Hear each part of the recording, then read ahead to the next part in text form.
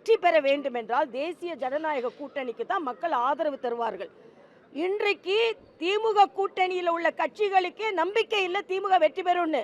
அதனால தான் திருமாவளவன் என்ன சொல்றாரு, பெரியவர் ராமதாஸை சேர்க்கலாமா வேண்டாமா, அவர் பதில் சொல்ல மாட்டேன்றார். நான் பாலர் டிஎம்கே போட்டுட்டேன்னு சொல்றாரு. அதே மாதிரி காங்கிரஸ்ல இன்னைக்கு சூரியனை பார்த்து கும்பிடுறவங்களோட விசில் அடிக்கிறவங்க தான் அதிகமாக இருக்காங்க.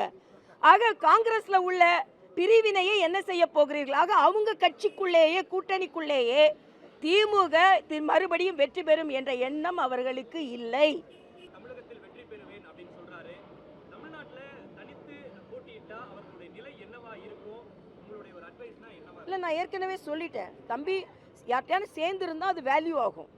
தனியாக இருந்தால் ஆரம்ப கால நிலை தமிழ்நாட்டில் உள்ள நடிகர்கள் முதலில் வந்து அரசியலுக்கு வந்ததையும் அகில இந்தியாவில் அரசியல்கள் முதல்நிலையில் வந்ததுலையும் உடனே, அதாவது என்டிஆர் எம்ஜிஆருக்கு கம்பேர் பண்ண முடியாது. ஏன்னா அவங்க அரசியலோடு சேர்ந்து தனது வாழ்க்கையை மேம்படுத்தினார்கள். உடனே திரைப்படத்திலிருந்து வந்து உள்ளே வந்து முதலமைச்சராக வருவது மிக மிக சிரமமான காரியம்.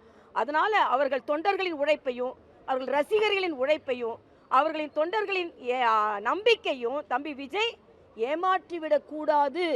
எந்த கூட்டணி வெற்றி பெறுகிறதோ அந்த கூட்டணிக்கு ஆதரவாக இருக்க வேண்டும் என்பது மட்டுமல்ல, இன்னொன்னே சொல்கிறேன், தேசிய ஜனநாயக கூட்டணி ஆட்சிக்கு வந்தால் தம்பி விஜய் எந்த பிரச்சனையும் இல்லாமல் அரசியல் செய்யலாம்.